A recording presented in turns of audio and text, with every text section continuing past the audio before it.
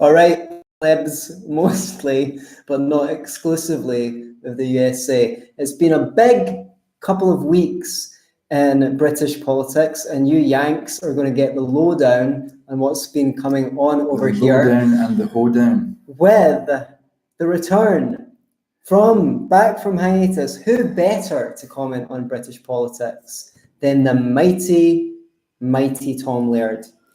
He of leadership of the Scottish Libertarian Party. Indeed. And of co-hostship of the Scottish Liberty Podcast. Can I just say that rumours of my grisly demise, do you like that? My grisly demise at the hands, or indeed the paws, claws and teeth of the Ursine community have been greatly exaggerated. Yeah, someone came on YouTube and asked, "Where's Tam?" by the way, and I said, sadly, he was eaten by bears. So, but not fully digested. We were able to. But I was nibbled at by a hair. Yeah. So I've got very few of those left. So you've got plenty left. They're just not where you want them.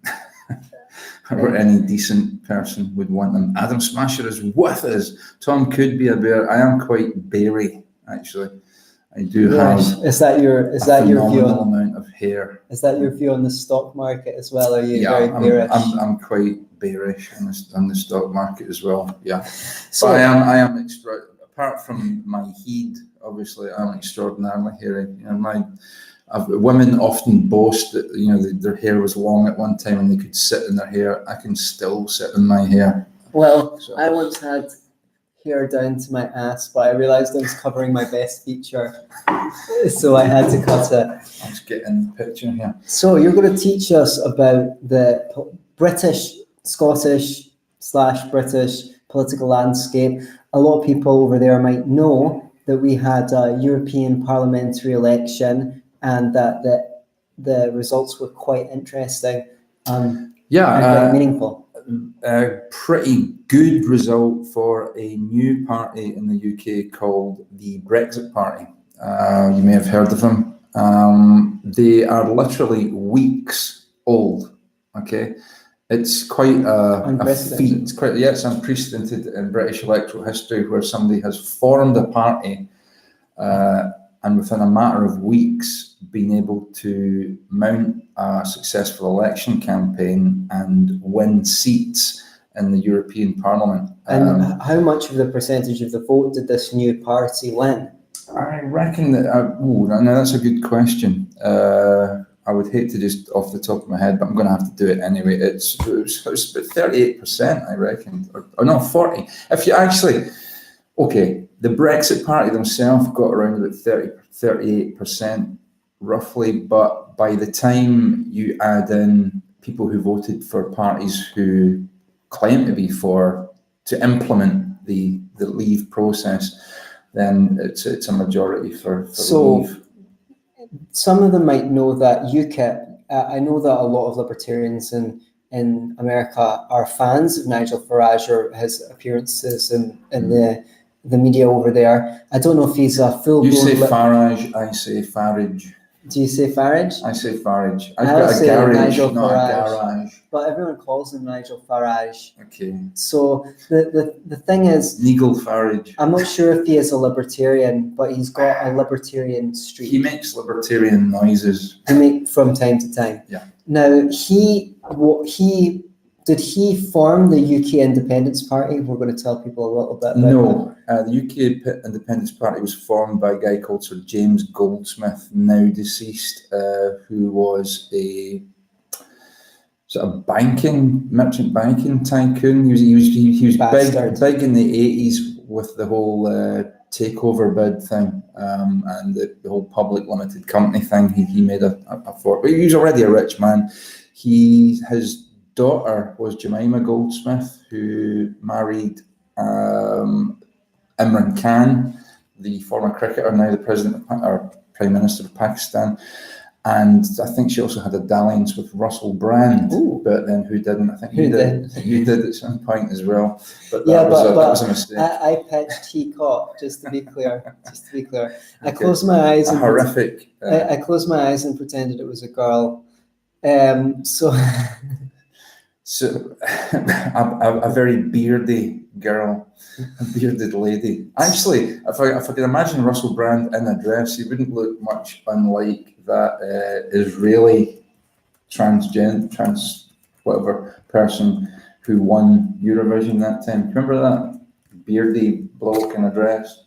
I'm not 100% that sure. Oh, 48.1. Sorry, that was just one candidate. Okay. So anyway, but they did rather well in Scotland. Wait a second, because you didn't explain. Unfortunately, you didn't. Wait, come around to it, because I just want to get the point on the UKIP party, because Nigel Farage may not have started the UKIP party, but he made a success. He made a success out of it, and they were responsible for getting us to vote on Brexit, which Brexiteers won 52%, 48%, or thereabouts. Yeah. So you could say, as you have said on the show, he's one of the most successful politicians. Possibly the most successful politician of our time. Yes. I mean, he done exactly with UKIP. He achieved exactly what he set out to do, which is force the Conservative Party into giving, because a lot of votes and even supporters and actually sitting MPs defected from the Conservative Party to UKIP. And in addition to that, he's managed to form this brand new party and garner quite a lot of the votes. Now, he managed to trounce UKIP, because obviously UKIP are a Brexit party as well, but the reason the Brexit party did so well is because they're pretty much a cross-party entity. There are people from all backgrounds in politics. One of their, I think, successful candidates would be Claire Fox of used to be the Institute for Ideas. I think it's now called the Academy of Ideas. She's on the left. Traditionally, she was. She came from the Revolutionary Communist Party in her youth, which is the same group that Brendan O'Neill was involved with, and those guys Living Marxism. The Spike did it. Yeah, I thought you'd say that. So Brendan O'Neill brings her at Spike. Even George Galloway, he wasn't a member, but we're going to speak about him later. But he endorsed the Brexit Party and said, leading some to say that the horseshoe theory of the political spectrum is correct if you go. Explaining the people out there what the horseshoe effect is. It's the idea that if you go far enough left or far enough right, that the political spectrum's like a horseshoe. You end up back where you came from, and some. God Almighty, does that mean at some point I'm going to collide with George Galloway and create some sort of rip in the time-space continuum? We're going to have to find out. Okay. Adam Smasher says, "Is Sargon feuding with Farage now?" Do you know anything about that? I don't know a lot about it, but he said Sargon obviously ran for UKIP unsuccessfully during that European campaign. He and Count Dankula were invited to join UKIP by Gerard Batten, who's the current leader. And during that campaign, look, campaigns are messy, but he said some things about the Brexit Party and about Farage that were quite disparaging. He disparaged Farage. He disparaged Farage. And said that they were a flash in the pan, and that the problem with the Brexit Party is they couldn't come up with a coherent either constitution or manifesto. But that wasn't the point. The point was really just that they're called the Brexit Party, and guess what? That was the main thrust of their argument. They weren't looking necessarily for power. However, today, Thursday, is the Peterborough by-election. That was called because a sitting Labour MP is now incarcerated at Her Majesty's pleasure for lying about a speeding traffic offence that she was involved in. And now that's triggered the by-election, and they are confident, Brexit Party are confident, that they might even get a seat in the UK Parliament, which would be unprecedented as well. So it's a roaring success story for the Brexit Party there and Nigel Farage. But Farage is a controversial guy. There are a lot of people in UKIP who didn't like him. There are some people who say he's an egoist, and I guess at that level you've got to be a bit of an egoist. Unlike us two, obviously we have transcended any sense of ego, and at any moment, you might even witness it on this podcast at some point, we are in danger of just becoming two glowing orbs of enlightenment floating. I mean, the only reason why we're not as big as Stefan Molyneux is because we're so modest. This is it. Our modesty has always been our greatest asset. If we were immodest, we'd be like bigger than Paul Joseph Watson and like Alex Jones put together. We have to work on our either immodesty or modesty. We have to work on our immodesty. Hubris. We need to become more hubristic. Yeah, let's form the Hubris Party. Hubris Party. I find that's pretty much just all of the parties. With our talents, modest though we be, we will. Modest though we be. What are you from the West Country? You've been doing some sort of Shakespearean fucking play today. More modest than we be. That could be our unique selling point. Rika, the hopeful voluntarist, has joined us. What are you hopeful about, Rika? Is it Rika or Rika? Ricochet. Okay. LOL, the Hubris Party. That could be our actual... hashtag LOL, the Hubris Party. Rika. Like Tom's not just being weird, by the way, for those who are listening on SoundCloud or iTunes. He is actually reading out some of the comments on the live stream. So I guess you were going to mention the fact that Scotland embarrassed themselves. Oh, Peter McCain. Sorry, Peter McCain. Hi, Peter. Good to hear from you. How's things? You still studying like a demon possessed? How does a demon get possessed? Another person who's embarrassed themselves. So Scotland, if you look at the map, they sometimes colour code the map to show what constituencies, who voted for what. And it's like all of England virtually comes up the colour of the Brexit Party, whereas virtually all of Scotland comes up as Scottish National Party. Yeah. So again, Scotland, very anti-Brexit compared to the English. Maybe, sadly, one of the best arguments for Scotland being an independent country from the UK is that their values, their politics are so divergent. Oh, okay. Here's my theory, though. I don't think there are so many European supporters in Scotland as the SNP would like us to believe. Even the Scottish National Party themselves have a huge amount of anti-EU people in them. In fact, I'm positive that per head, per capita, their party had more Leave voters in it than any other political party. It's just that the party themselves have a pro-EU stance.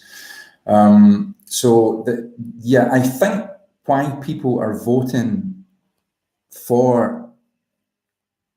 not for the EU but against Brexit is because they're hoping they get a second Scottish referendum out of it. Because if they can demonstrate that Scotland is at odds with England on this, to say, well, that gives us a mandate for another referendum on Scottish independence. But here's the thing. Scotland had a vote.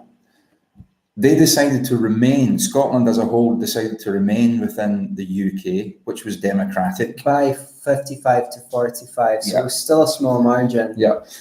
So, but the Brexit Party did get one MEP in Scotland, which was a guy called Brian Menteith, who is the editor of an online publication called Think Scotland. I urge you to seek it out. It's a sort of right of centre opinion piece publication, and Brian Menteith's the editor of that, and he ran for the Brexit Party and got a good result.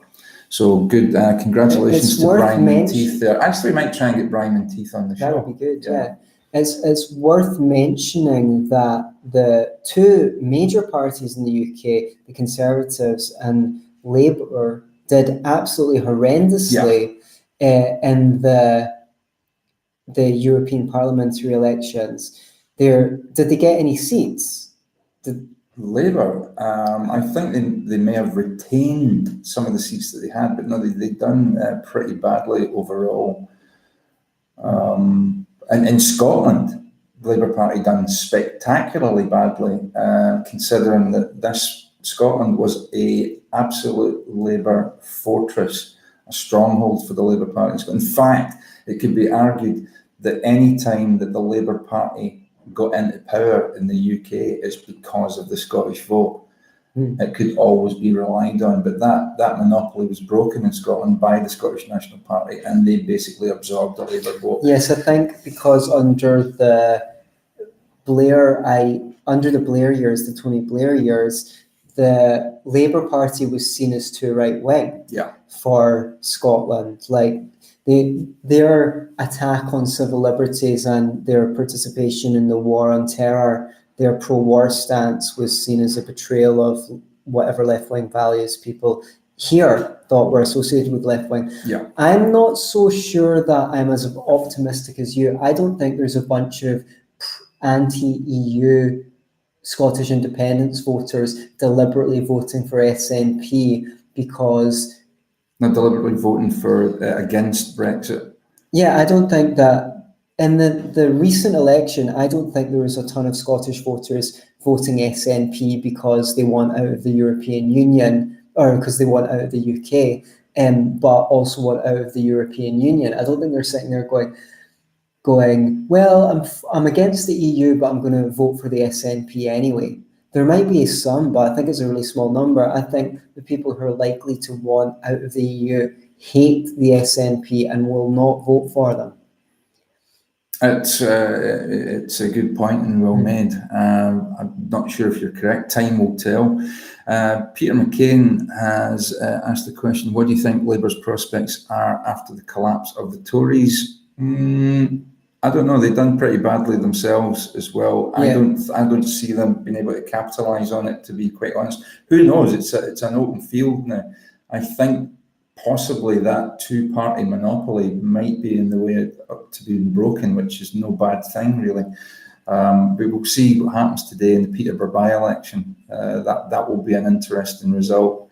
It looks like Brexit Party could take it because Peterborough is one of these places near London that returned quite a significant Leave vote.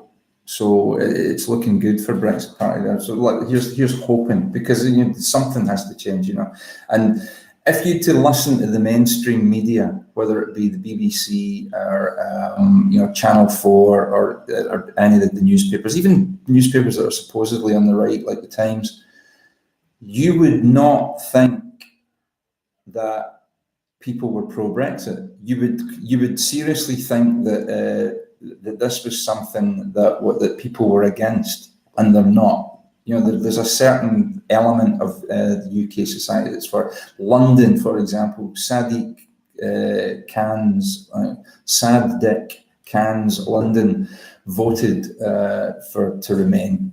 But as John Cleese pointed out recently, London, I think in the last 10 years, London was the first major Western capital to experience a situation in which what you might call white native British people became a minority in the city.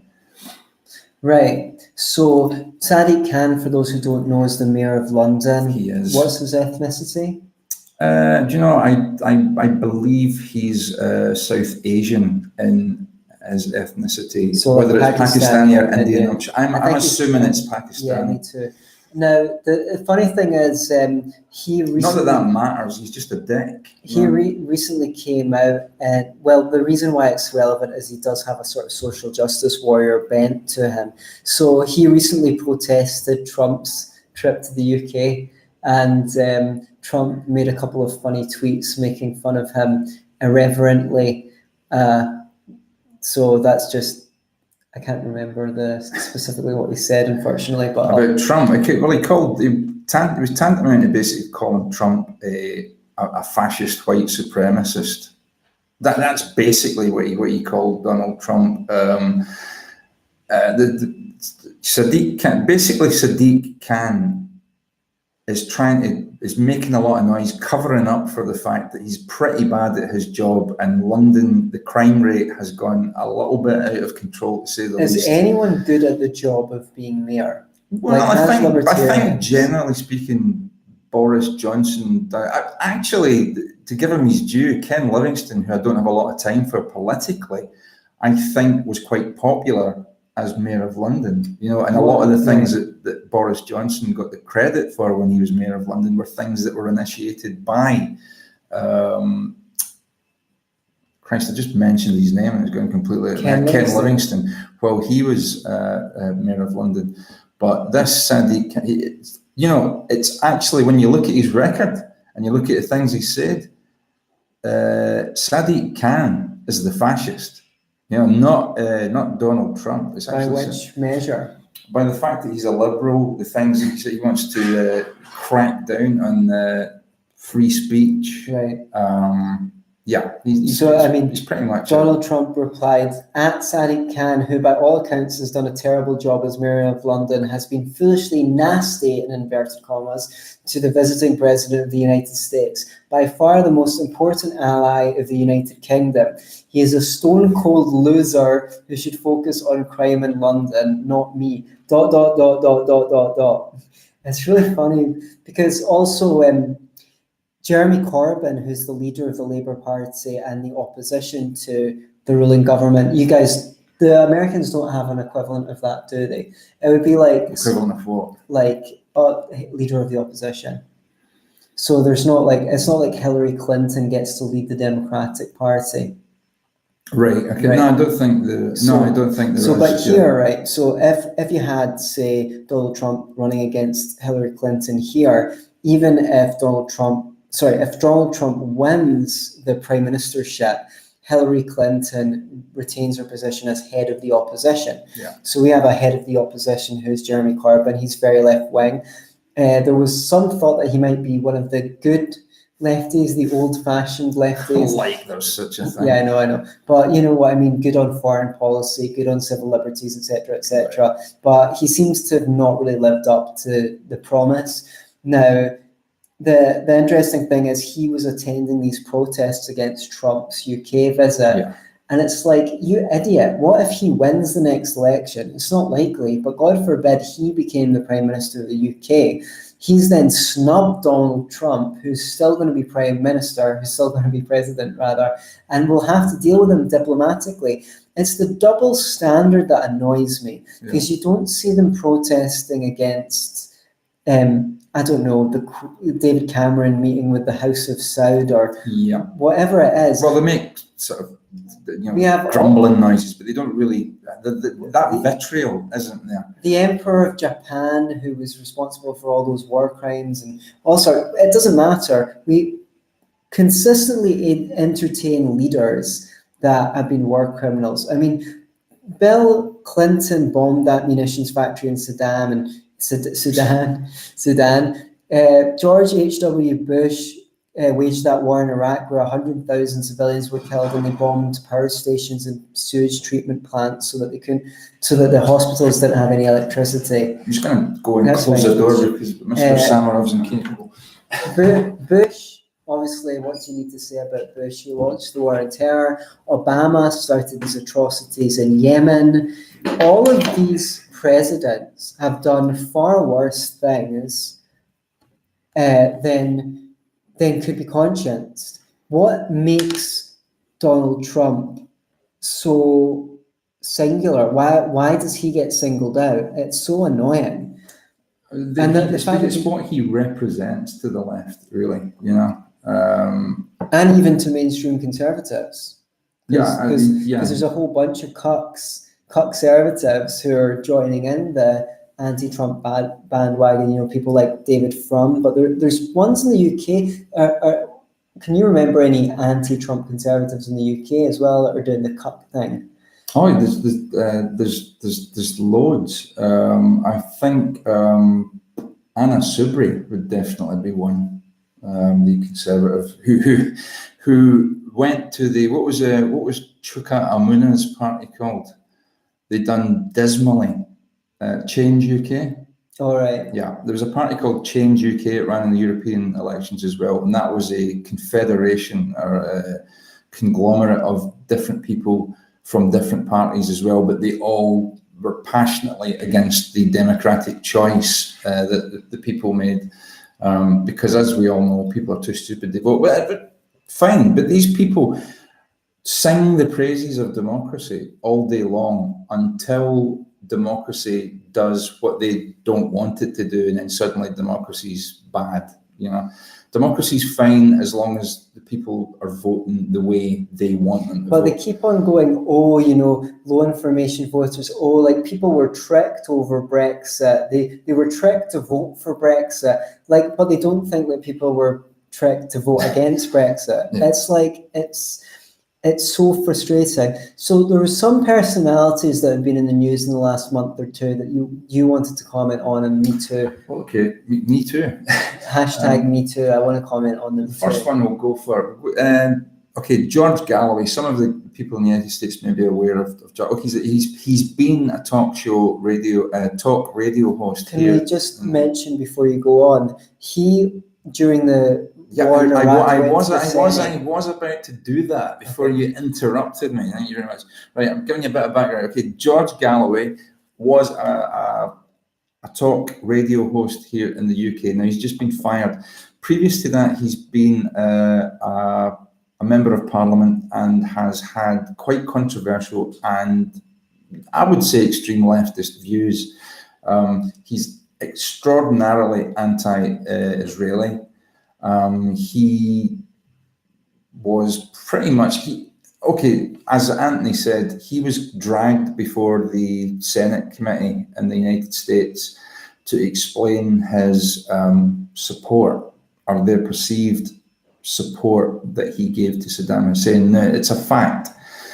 You can find it on YouTube. Just type in George Galloway, Saddam Hussein, and you will see George Galloway basically blowing smoke up the arse of Saddam Hussein to his face, if you can do that, if that's physically possible. Telling Saddam Hussein that he was a great man, that he's indefatigable. Indefatigable. What a knob. Who uses indefatigable? Right? Can you imagine being and I salute. No, he didn't salute, he saluted his indefatigability. Imagine being the translator on that particular day, having to translate that. So anyway, in addition to these things, he's also, in my view, a twat. I dislike the man intensely. I don't have any time for his politics. However, the Senate committee underestimated him. He's no fool. He's shrewd and cunning, and he's quite good in debate. Oh, he's an extraordinary orator. No one can deny his mastery over words. Yeah, I just can't stand the sound of his voice and the stupid way he speaks. However, put in a couple of points on the meeting Saddam Hussein thing. What he had to say. The thing is, he was the most strident opponent of the war on terror in Parliament at the time.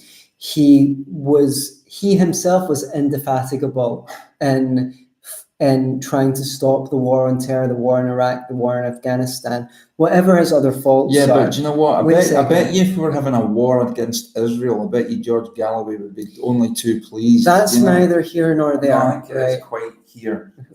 You mean, right. So anyway, the point is... my point is my point is that he's a hypocrite. He's not against war and bombing people per se. He's just against bombing people that he fucking agrees with. That's basically it. That's obviously you've presented the most uncharitable view of him possible because you don't like him. Yeah. So I would just say in his defense that he was the most vocal critic of the war on terror we had, and he was marginalized for those views. I think him leaving the Labour Party, which he was a member of for many years, was basically came down to, at the end of the day, his opposition to the war on terror. Yeah. He's also a dhimmi and an apologist for Islamism. Okay, so that's also perhaps valid. I don't know if I'd go on the record calling him a dhimmi, but maybe off the record. But people will have to look up what that means. Right, okay. Now, so anyway, wait a second. There's a point to this. Yeah, okay. And you've made yours, so can I please make mine? I haven't yet. I wanted to add, what he said was he did actually go and visit. He went and visited Saddam Hussein twice. Now, they played the video of George Galloway meeting with Saddam Hussein on the television to discredit him over and over and over again constantly because he was anti-war. But Donald Rumsfeld met with Saddam Hussein exactly the same number of times that George Galloway did. And they did not play... In what capacity did Donald Rumsfeld meet and when? He went to... When he was in office... Right, so he was in office. Yeah, under so was George Galloway in office. No, he wasn't. He'd done it off his own bat. Nobody asked him to go there. Yeah, but he went there to try and negotiate in order to avert... With the second side, he was basically... That's like me going there to try and negotiate.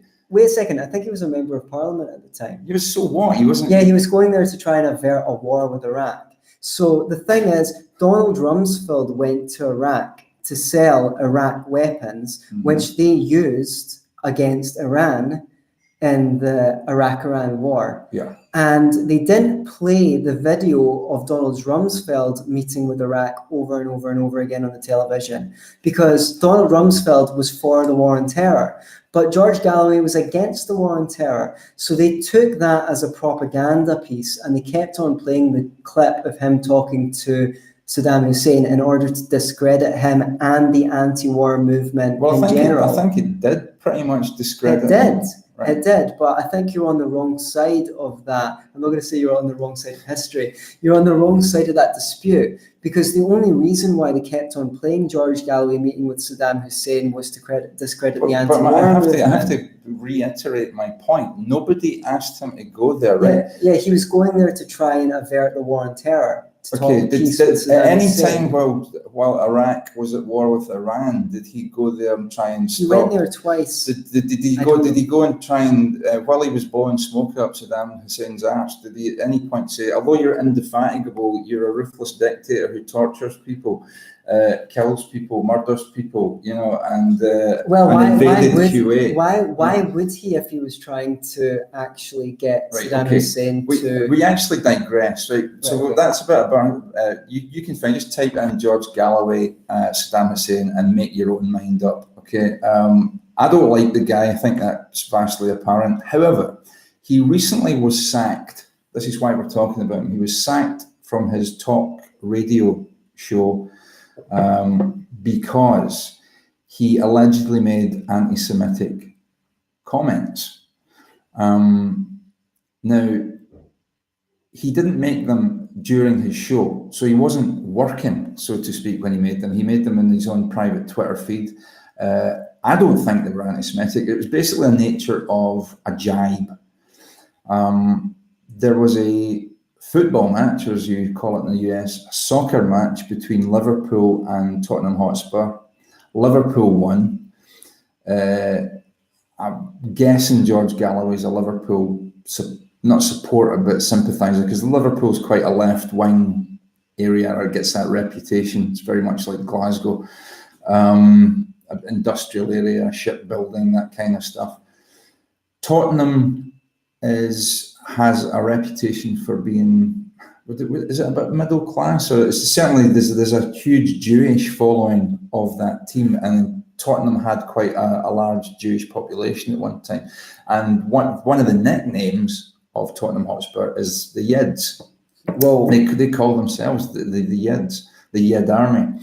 So. And there are certain, controversial. There's a lot of people, a lot of fans of Tottenham Hotspur FC wave Israeli flags at their football matches. And George Galloway commented, well, because Liverpool won, at least, or there won't be any Israeli flags on the cup,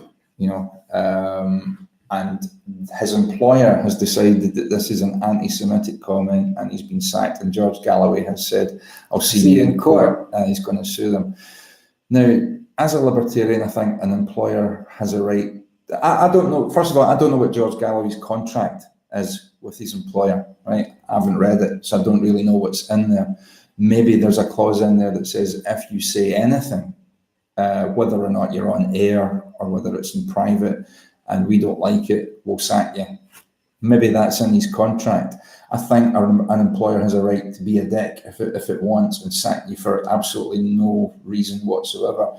That's why I fired Tam from the podcast for the last few months. Just for whatever, just for any reason whatsoever. So here's the and if it's unfair or it's a breach of contract, you can take that through civil court, and this is what George Galloway is doing. However, it's part of a bigger picture in which employers now are sacking people for, and it's basically a kowtown to left-wing pressure as far as I can see. But the left-wing pressure is not to oppose Israel. The left-wing pressure is, well, if it was a lefty thing, the left hate Israel, so they'd be on his side.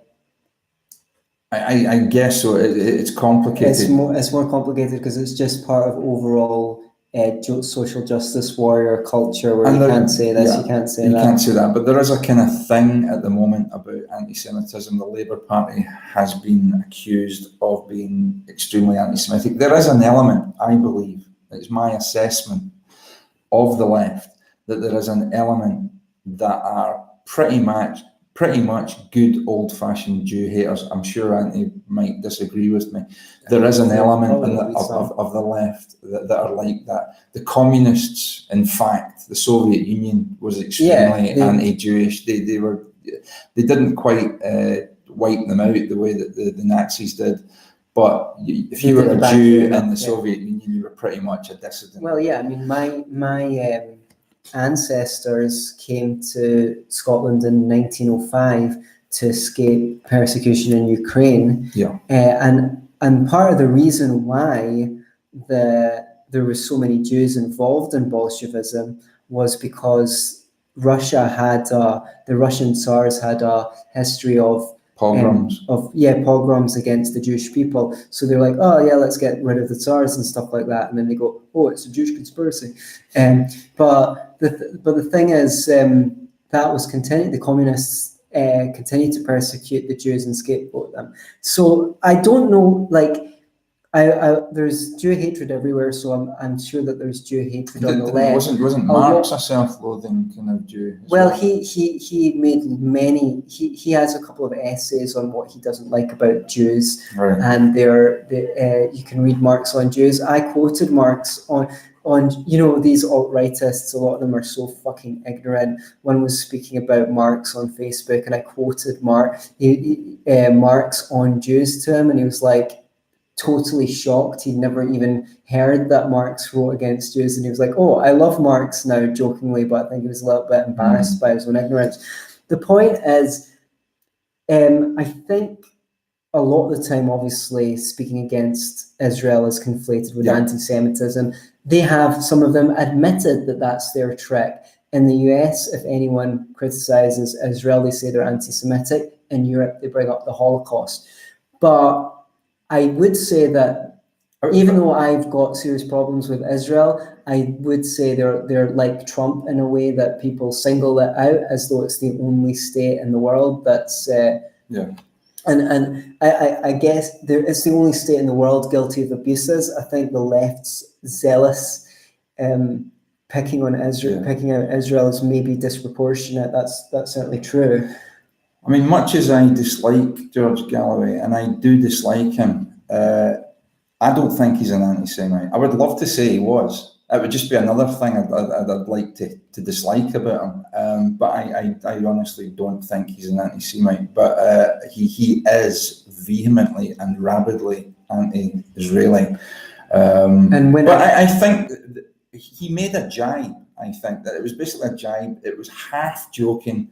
There'd be no Israeli flags on the cup. Fine, I think he's got a perfect right to say that. I think he's got a perfect right to. Had he have said it on his show, I think he still has a right to say it. I don't think it's an anti-Semitic comment. But even if he did make anti-Semitic comments, even if he did say things that were clearly anti-Semitic, I think he should be allowed to say them. And if he said them in his private life, as long as he doesn't bring them into the workplace and start, abusing Jewish people in his workplace, I don't think it's an issue. But then that's my point of view. But it also depends on his contract at the end of the day. So they can contract to any conditions whatsoever under which they can fire him. But if the contract says we can fire you if you make anti-Semitic comments, and the judge finds that his comments weren't anti-Semitic, they were only anti-Israel, then he's got a case to make. Yeah. I think, don't ask me, don't put me in the spot, I can't really think of it, but I think George Galloway has made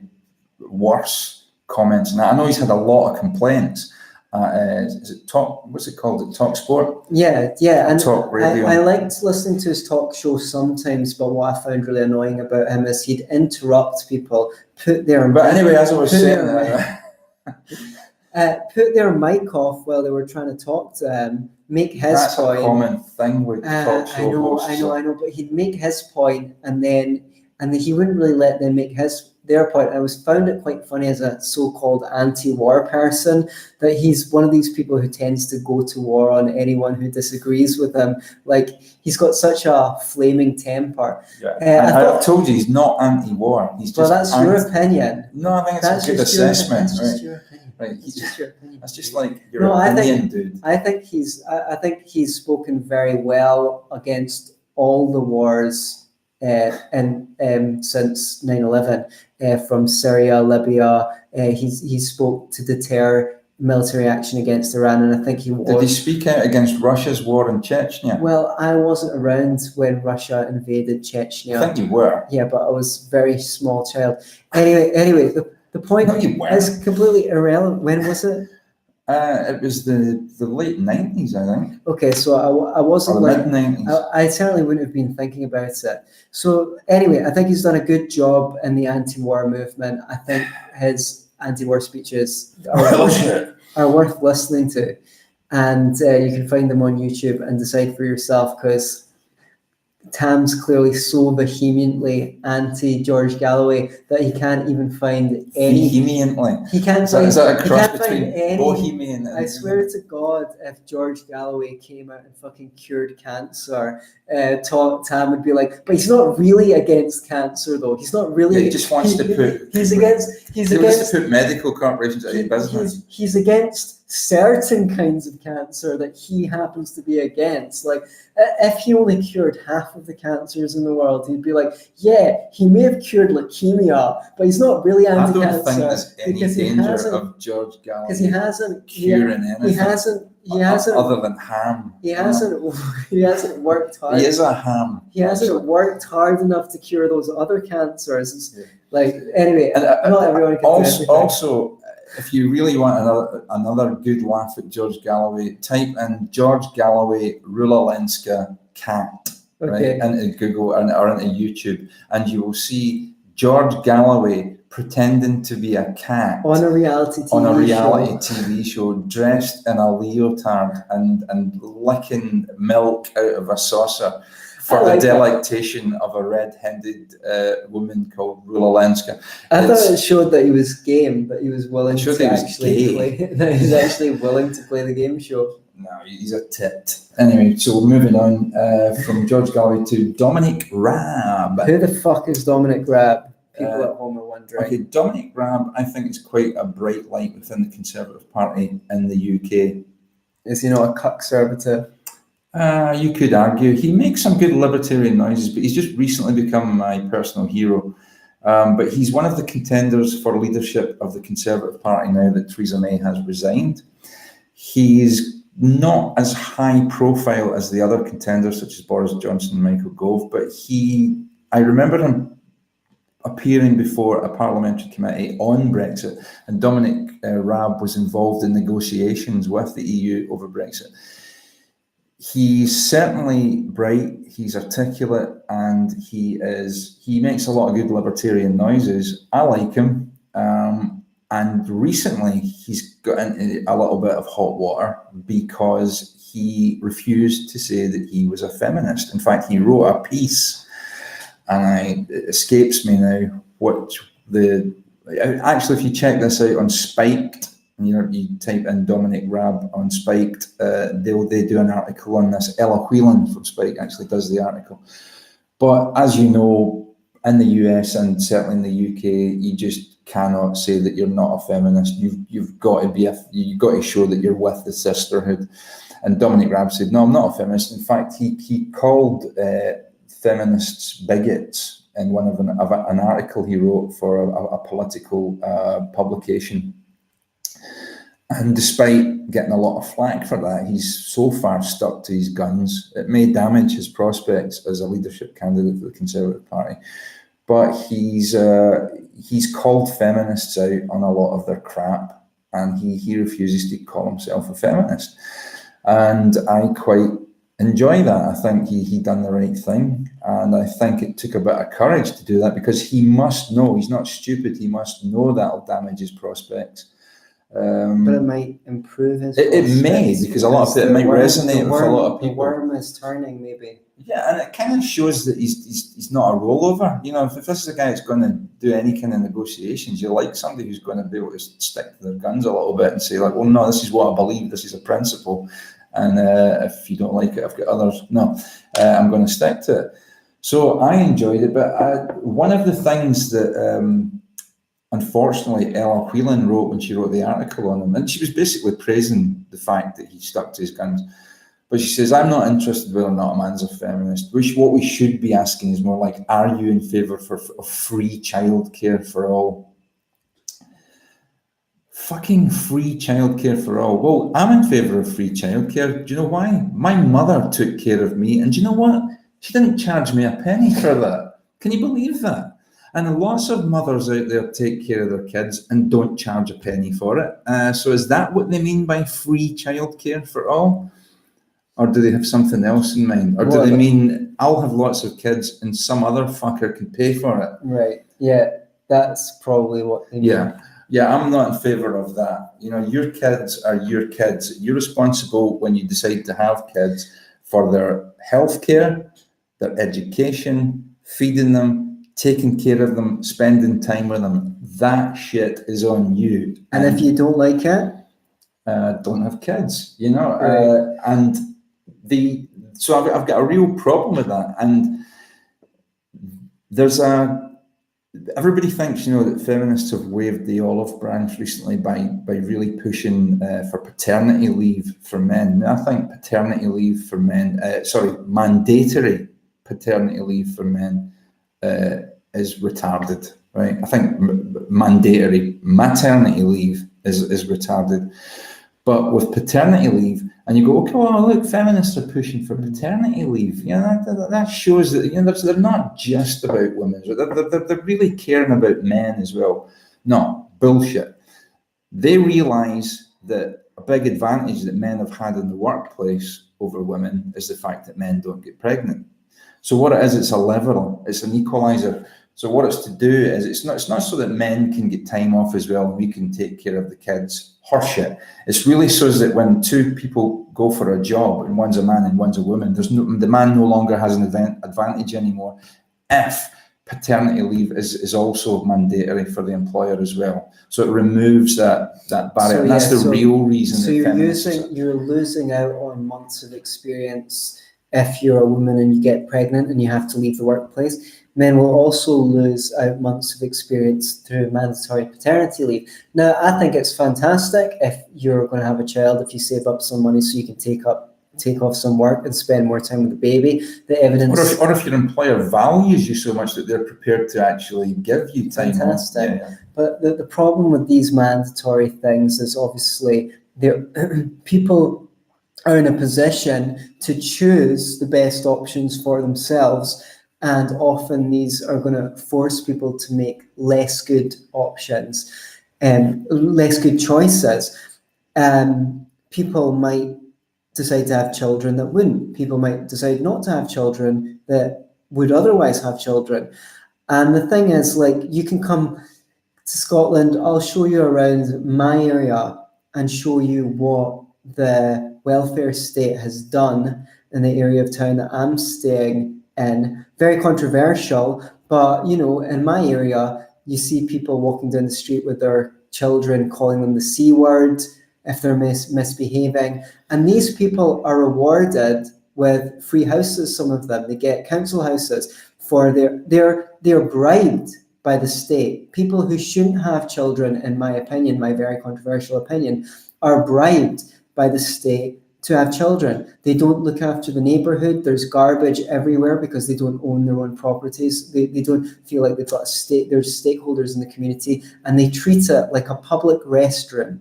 And all the, like, people would think it's controversial me saying that my area is full of C words, but the thing is, the decent, hard-working people, over the course of time, move out of that area, and you know, leaving it full of C words, and the government pays these people at the expense of more responsible members of society, forces more responsible people to pay at gunpoint for their poor choices. That leaves the question, well, why do you live there, Antony, if you're so great? Because he's a C word. Yes, indeed. I moved in with a friend, and the rent is really, really cheap. So I'm staying, with good reason, the rent is cheap. So I'm staying there for a while. Cheap rent, anyway. Yeah. So, but, you know, I don't want to live there forever because it's not really a very inspiring area of town to live in. But it has been an education and an eye-opener. In fact, they need to replace the term working class in the English language there needs to be two tiers. There's working class people who go to factories and work, and then there's idle class who are called working class but don't actually do any work whatsoever. So the idle class. They live off the welfare state. Okay. It's full of idle class people. Right. Or the what else did you call them? The looter class. Looter class, okay, as Ayn Rand would have it. Yeah. One more story. One more story. Because we love you so much. And this is for you Yankee boys out there. You might have heard that Cucker Carlson strikes again. We criticized Tucker Carlson before for his communist views on automation. I think it was episode 109 or something like that. And here he is again, being an a-hole. He has slapped, like, the hand that feeds him. I don't think that's the correct terminology. He's turned on libertarians. He was on Fox the other night going on about, he was trashing libertarians, mocking them for being obsessed. Do you know this, or is this somebody who's making that? It's all over. It's all over the libertarianosphere. He called us, he didn't use the word obsessed, but he more or less said we were obsessed with capitalism and Austrian economics.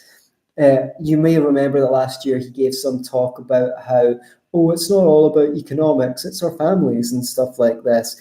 And he basically claimed that what's wrong and bad with the Republican Party is their libertarian leanings.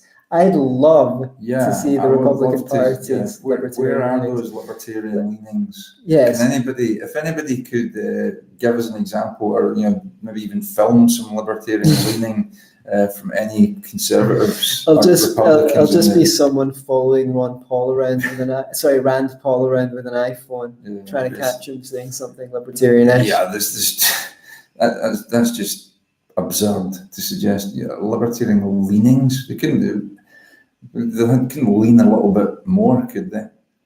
Yeah, it would be nice if they did. So, he brought people in with some libertarian noises, as you put it, and he did give a talk at a Ron Paul rally once, years and years ago. But he, like the right in general, I feel, are always willing to throw, libertarians are very big on courting the right. I think in days gone by under Bush, they were making big swings to try and court left-wing people over they were trying to court left-wing people over to libertarianism, and ever since Obama's been in office, the pendulum has swung, and they've been trying to get in bed with the right. But these people don't care about you. They see you as their retarded wee cousin that they can pat you on the head. Oh, isn't that nice? He still has principles. Yeah. Oh, I used to have principles once. That's how these conservatives see you. And at the first chance, they will throw you under the bus. Yeah. So, anything to say about Cuck the Cuck? Well, he's getting perilously close to our Cuckadoodle-Dood. Has he been a Cuckadoodle-Dood before? He has, actually. Was he? Did we call him the Cuckadoodle-Dood? I think we did, because he cucked out when he was on Ben Shapiro's show. Yeah, do you think he does this just to get our attention? Do you think he's deliberately saying these things because if he does, people will go on Facebook and go, "Oh my God, you can't believe what Tucker Carlson said about libertarians"? It's possible, but no, I think he actually just genuinely does have some sort of weird beef with libertarianism in general. But the thing is, it's like they're the people who are listening to it. They're the people who are going, "Oh, I'm so glad that Tucker Carlson's on Fox News. At least we get someone who's making libertarian noises." Yeah. And he doesn't appreciate it. In fact, he's just shit. He's just coming on our faces.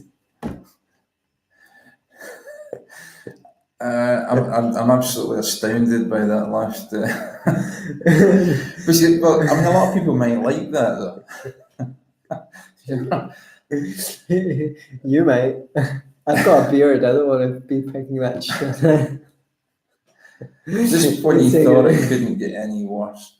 I knew it could get worse. Adam Smasher says Tugger Carlson. Yeah, he also says Michael Malice has the best analysis of conservatives. Okay, well, fuck you, Adam Smasher. Do you know what I mean? Why, if you like Michael Malice so much, why don't you go marry him? Why don't you go and listen to his show? Yeah, isn't Michael Malice cucked out a few times? Isn't Michael Malice the guy that practically got his guide shot in North Korea? I don't know if I don't like. Didn't he go on Dave Rubin's show and basically say, "Oh, my guide in North Korea told me this and told me that and told me the next thing." I mean, how hard would it be to find out who his guide was? You know, the entire family's probably put through a mincer.